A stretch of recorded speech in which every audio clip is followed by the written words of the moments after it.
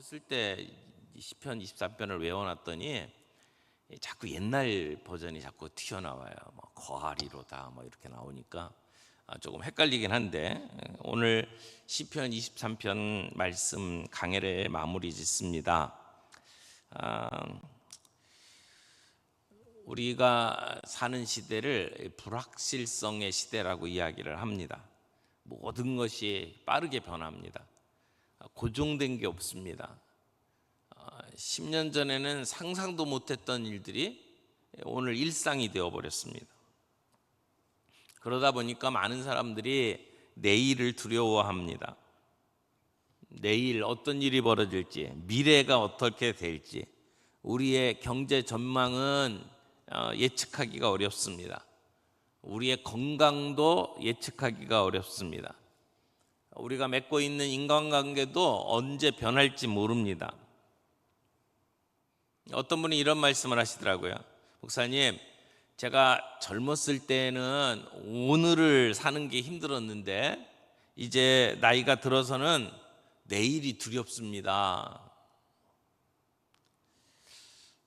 기술이 발전하면 더 편해져야 되는데 점점 더 불안해집니다. 더 많은 정보를 가질수록 불확실성이 더 명확하게 보입니다.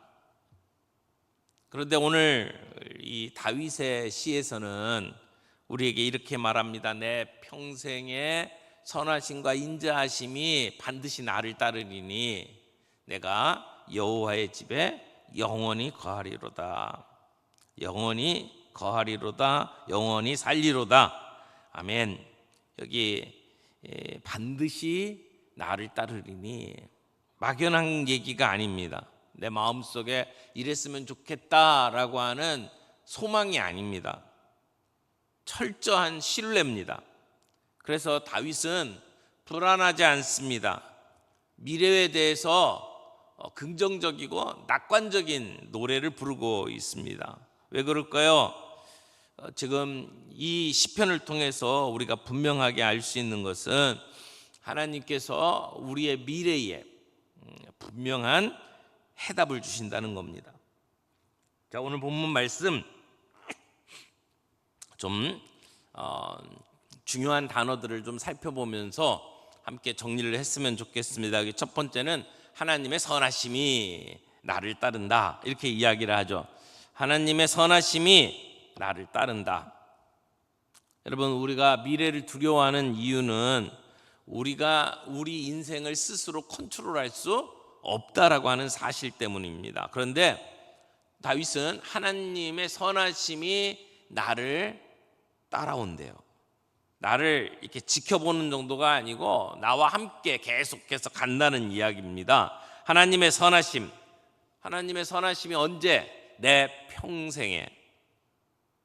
어떤 특별한 시기를 얘기하는 게 아니에요. 어떤 특정한 조건을 얘기하는 게 아니에요. 청년 때에도 노년에도, 기쁠 때에도 고난 중에도 그 하나님의 선하심은 변함이 없다라는 거예요. 근데 여기 하나님의 선하심과 인자하심이라고 얘기했죠. 하나님의 선하심부터 이야기를 하죠. 하나님의 선하심, 선하심은 히브리어 단어로 토부라고 이야기해요. 토부. 요거는 좀 상식적인 단어로 좀 외워두세요. 여기 선하심, 토부. 토부라고 하는 것은 하나님이 하시는 일이 완전하다, 선하다, 좋다, 그런 말이에요. 그래서 영어에 good이라는 표현이 있잖아요. good, 이걸 명사로 쓸 때 goodness 이렇게 표현하는데, 여기 선하심은 여호와의 선하심, goodness예요. 하나님 좋으신 분이라는 거예요. 하나님은 선하신 분이에요. 우리는 그렇지 않아요. 우리는 약해요. 우리는 부족한 게 많아요. 실수도 많이 해요. 우리에게는 선한 것이 아니에요. 겉으로 보기에는 뭔가 있어 보이고 멋져 보이고 그리고 괜찮은 것 같은데 속을 깊이 들여다보면 그렇지 않다는 거예요. 우리의 죄성이 우리를 그렇게 만들었어요. 다윗은 그런 일들을 수없이 경험을 했습니다.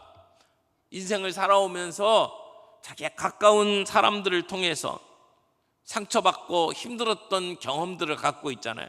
가장 가까웠던 사람이 자기를 시기하고 자기를 죽이려고 하는 경험들을 하잖아요.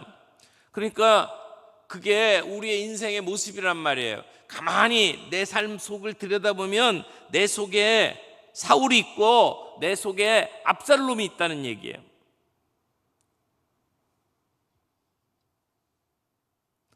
다윗은 자기가 그렇게 하나님의 마음에 합한 사람이라고 칭찬을 받았지만 자기가 자기 속을 들여다보니까 자기에게는 선함이 없더라는 것을 발견한 거죠. 그런데 그런 약함에도 불구하고 자신이 존재하는 이유는 딱 하나, 선하신 하나님 때문에, 하나님의 선하심 때문에. 하나님의 선하심이라는 게 뭘까요? 하나님의 선하심은 하나님이 갖고 계신 계획대로 결국은 우리를 선하게 인도하실 것이다 라고 하는 거예요. 하나님의 선하심을 신뢰한다는 것은 우리의 상황 때문에 신뢰하는 게 아니에요. 내가 이렇게 잘생기고 내가 이렇게 잘났고 내가 이렇게 똑똑하고 내가 이렇게 선한 일을 성취하기 때문에 하나님 선하신 분이다 이렇게 얘기하는 게 아니란 말이에요. 하나님이 선하시기 때문에 나는 약하고 나는 부족하지만 내가 비록 눈물의 골짜기를 지나면서도 하나님이 그 선하심으로 나를 붙들고 계신다는 걸 믿기 때문에 다윗은 감사하며 평안해하며 이 노래를 부르고 있는 겁니다. 하나님의 선하심이. 선하심이라는 단어가 토부라고 그랬어요. 토부라고 하는 것은 하나님께서 모든 세상을 만드시고 난 다음에 보시기에 좋았더라 할 때 그 토부예요. 그런데 인자하심이 나와요. 인자하심. 하나님의 인자하심은 히브리어로 헤세드예요. 저희가 룻기 공부할 때 헤세드라고 하는 단어를 이야기했잖아요. 이것도 굉장히 많이 나오는 단어예요. 헤세드. 그런데 이 헤세드는요, 언약적 사랑을 이야기해요. 언약적 사랑. 그러니까 약속을 맺었으면 끝까지 사랑하시는 것을 얘기해요. 약속 안에서 하는 사랑, 변함이 없는 사랑, 무궁한 사랑. 그래서 영어로 이 인자를 표현할 때에 굉장히 다양한 표현을 써요. steadfast love라고 하는 표현들 쓰기도 하고요. unfailing love, 실패하지 않는 사랑, 이런 표현들을 씁니다. 그래서 이 헤세드라고 하는 말은 인자, 자비, 긍휼 또는 사랑 이런 말로 번역이 되어 왔어요. 엄마가 자식을 품는 것처럼 하나님께서 죄인을 품어주시는 하나님의 긍휼을 표현하는 단어예요. 그래서 인자하심, 이걸 영어로 love라고 표현을 했어요. love. 아까는 선하심은 goodness, 여기 인자하심은 love. 하나님은 우리를 사랑하시는 분이라는 거예요.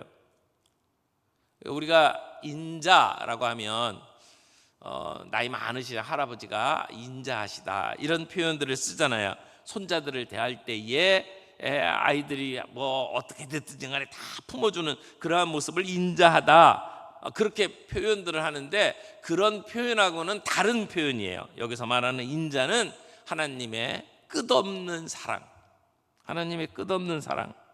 사람이 사람을 사랑하는 데는 한계가 있어요. 참아주질 못해요. 근데 사람의 사랑은 그렇게 한계가 있지만 하나님은 우리를 사랑하시되 끝까지 사랑하시는 그 사랑을 인자라고 이야기를 하는 거예요. 여러분, 왜 우리에게 그 하나님의 인자하심이 필요합니까? 우리가 불완전하기 때문에. 우리는 쓰러지고 넘어지고 자주 실수합니다. 오늘도 죄를 짓지만 앞으로도 죄를 지을 거예요. 그래서 우리에게는 하나님의 선하심이 필요하고 동시에 끝까지 참아주시고 사랑해 주시는 하나님의 사랑이 필요한 거죠. 하나님의 인자하심은 하나님의 은혜를 행동으로 옮긴 거다, 이렇게 말할 수 있어요. 자격 없는 우리에게 하나님께서 거저 은혜로 베푸시는 거잖아요.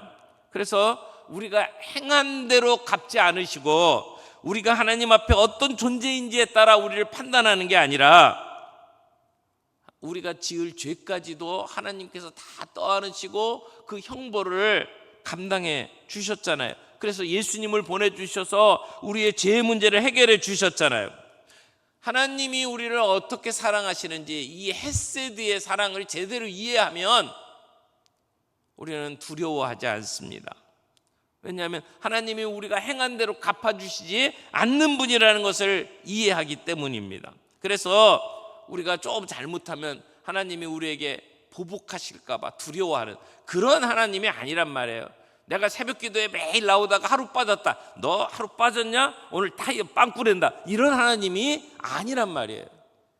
그렇게 우리가 하나님의 사랑을 제대로 이해하면 신앙생활하면서 두려워하지 않을 수가 있다란 말이에요. 자, 하나님의 선하심이, 하나님의 인자하심이 정녕 나를 어떻게 한다고요? 따르리니. 여기 따른대요. 이 따른다라는 말이 아주 굉장히 깊은 의미를 담고 있어요. 여기 따른다라고 하는 말의 의미가 뭐냐면 추적한다, 이런 뜻이에요. 단순히 나와 함께한다, 동행한다, 이런 뜻이 아니라 끈질기게 추적한다. 어떤 분이 하나님의 사랑을 좀 외람된 표현이지만 사냥개 같다라고 표현했어요. 사냥개 같은 하나님의 사랑. 그게 무슨 얘기냐면 사냥개가 뭐 하나 이렇게 목표를 잡으면 끝까지 쫓아가잖아요. 끈질기게 포기하지 아니하고. 그런 것처럼 하나님의 사랑이, 하나님의 인자하심이 우리를 끝까지 평생 쫓아온다, 이렇게 이야기를 하는 거예요. 우리가 도망쳐도 하나님은 우리를 끝까지 쫓아오신다는 거예요. 마치 전쟁을 할 때에 죽이려고 하는 마음을 가지고 끝까지 쫓아가는 그러한 그 병사처럼, 사냥개가 쫓아오는 것처럼 하나님은 우리에게 사랑으로 그리고 선하심으로 우리를 쫓아오신다는 거예요.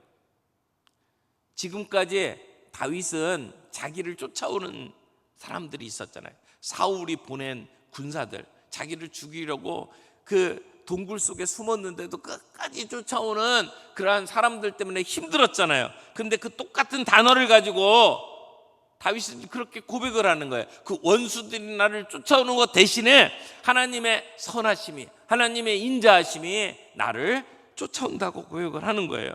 하나님의 선하심, 인자하심은 나를 놓치지 않는다는 것입니다. 여호와는 나의 목자시니, 그러면 나는 뭐예요? 양이잖아요. 근데 양의 주특기가 있어요. 양이 잘하는 것, 길 잃어버리는 것, 옆길로 새는 것, 잘 따르는 것 같은데 어느 순간에 어디로 도망가요. 우리에게도 그런 양 같은 기질이 있다는 거예요.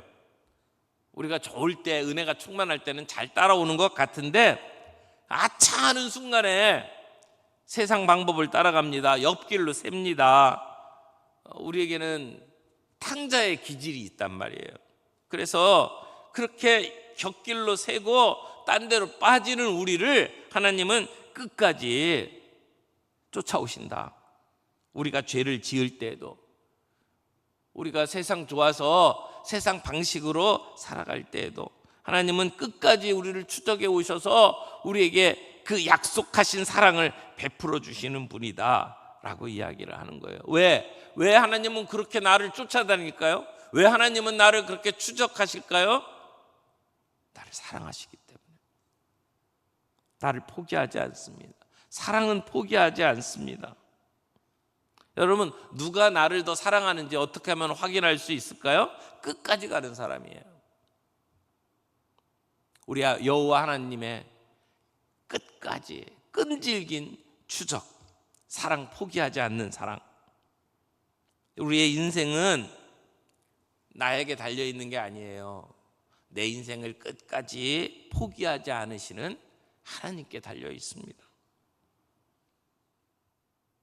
그래서 로마서 8장 28절에 그렇게 말하잖아요. 로마서 8장 28절 잘 아시죠? 우리가 알거니와 하나님을 사랑하는 자 곧 그의 뜻대로 부르심을 입은 자들에게는 모든 것이 합력하여 선을 이루느니라.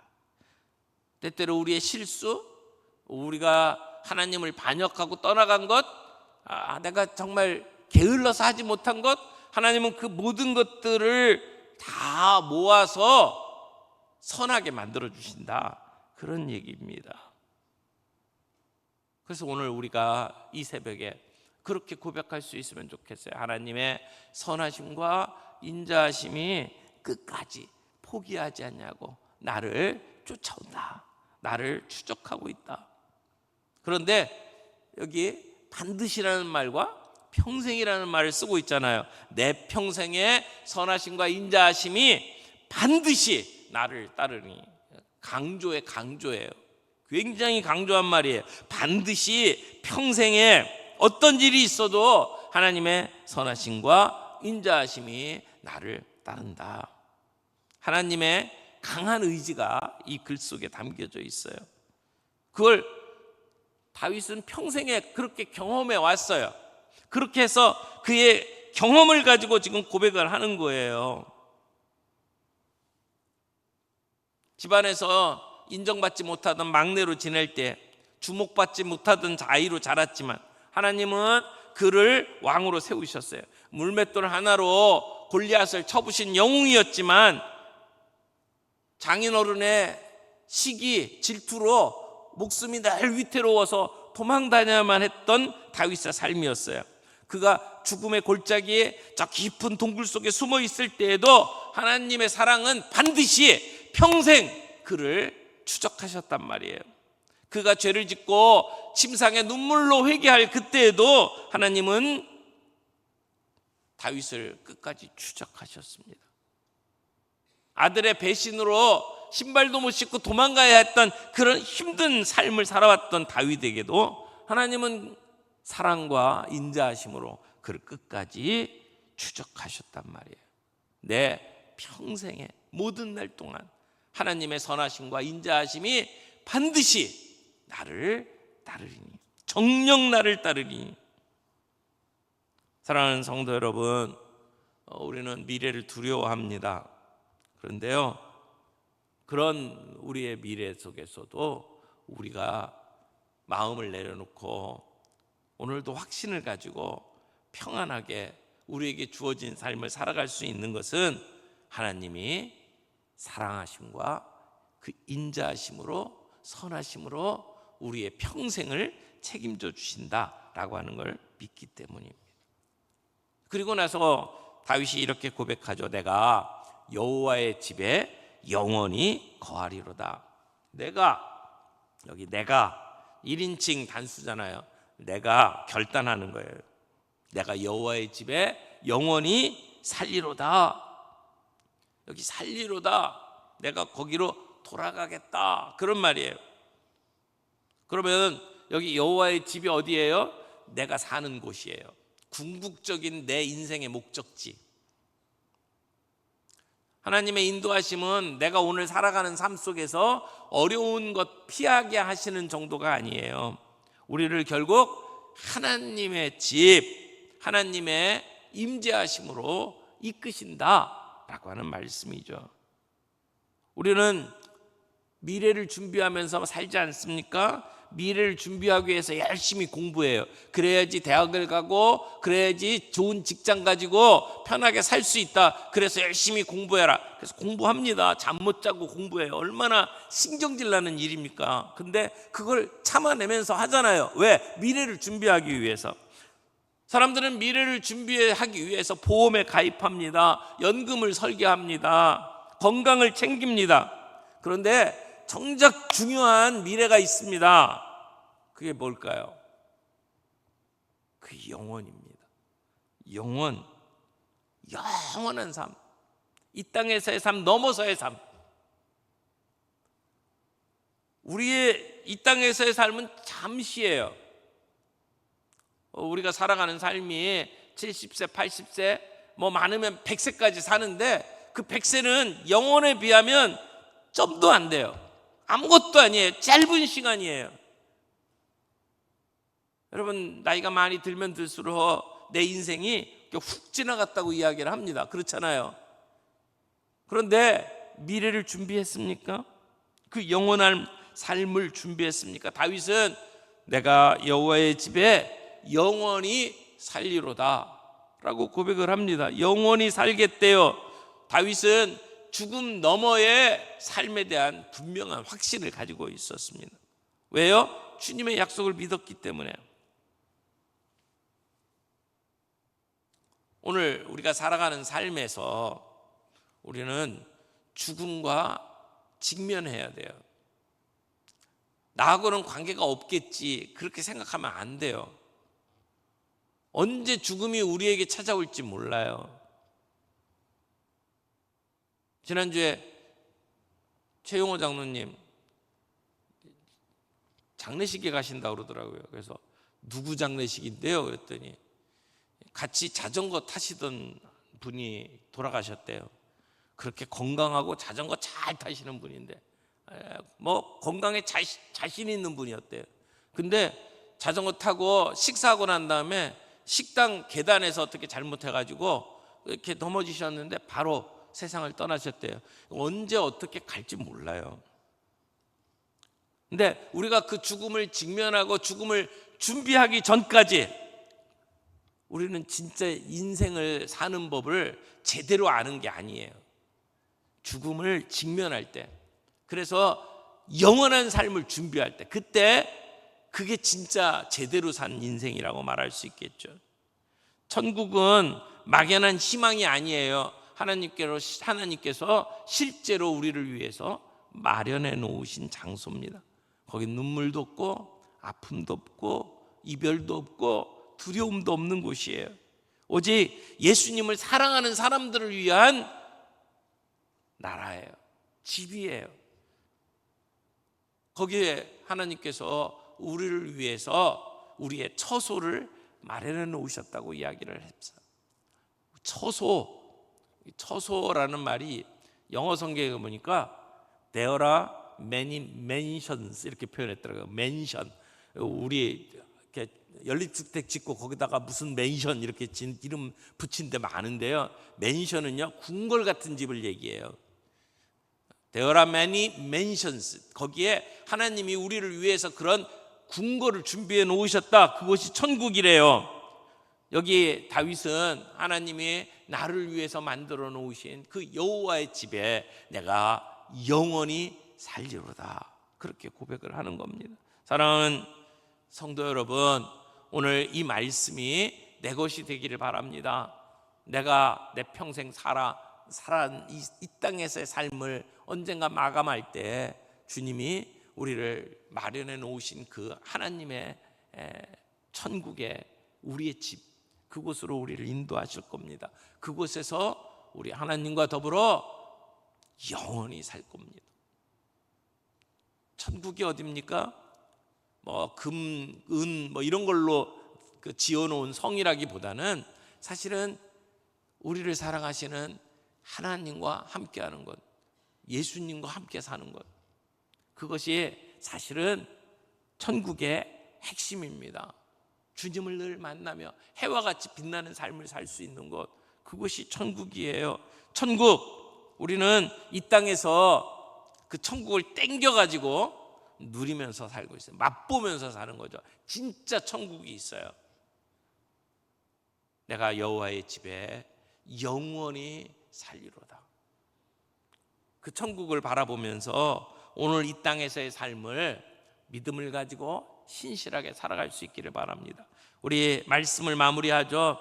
우리가 살아가는 삶은 하나님의 성품에 뿌리를 내리고 살아야 합니다. 하나님의 성품 중에 두 가지, 오늘 말씀했죠. 하나님의 어떠심?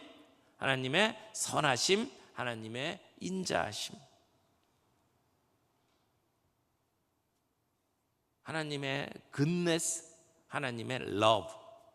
그것이 평생 우리를 추적할 겁니다. 주님이 우리와 함께 하십니다. 실패해도 방황해도 하나님의 은혜는 포기하지 않습니다. 매일 아침 하나님의 선하심과 하나님의 인자하심이 오늘도 나를 따른다 라고 고백하면서 오늘 하루도 시작하고 마무리할 수 있기를 바랍니다. 그리고 이 땅에서의 삶이 다가 아니라 결국은 하나님과 함께하는 날, 우리를 위해서 준비하신 그 맨션에서 우리 하나님과 함께하는 날이 있다는 것을 믿음의 눈으로 바라보며 오늘의 두려움, 오늘의 힘든 일들, 그 천국 소망으로 견뎌내고 이겨낼 수 있는 저희 모두가 되기를 바랍니다. 시편 23편, 오늘 이 말씀, 하나님이 푸른 풀밭으로 우리를 인도하십니다. 사망의 음침한 골짜기 가운데에도 우리와 함께 하십니다. 원수의 목전에서 우리에게 잔치상을 베풀어 주십니다. 우리를 기름을 부으면서 인정해 주시고 높여 주십니다. 그리고 내 평생 우리의 삶이 어디에 있든지 어떤 처지든지 하나님은 우리를 선하심과 인자하심으로 추적하시고 이끌어 가실 겁니다. 그런 우리 목자를 내가 의지하면서 산다면 우리는 두려워할 필요가 없어요. 여호와는 나의 목자시니 필요한 모든 것을 책임지시는 그 목자가 계시니까 두려워할 이유가 없습니다. 오늘 우리의 삶에 이 시편 23편 말씀이 오늘을 살아갈 수 있는 힘이 되고 우리의 삶에 힘들고 어려운 문제들을 해결하는 능력이 되고 우리의 모든 삶을 해치는 모든 것들에서 우리를 해독시키는 그러한 해독제가 될 줄로 믿습니다.